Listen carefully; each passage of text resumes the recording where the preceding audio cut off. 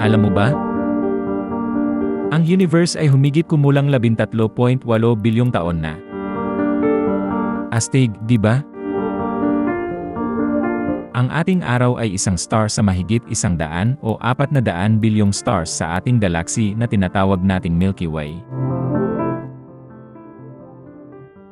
Ang Milky Way ay may diameter na 100,000 light years.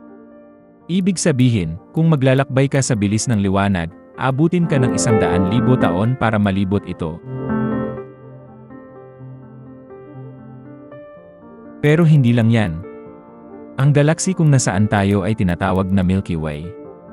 Pero alam mo ba? Meron tinatayang 2 trilyon o higit pa na galaxy sa universe. Grabe di ba?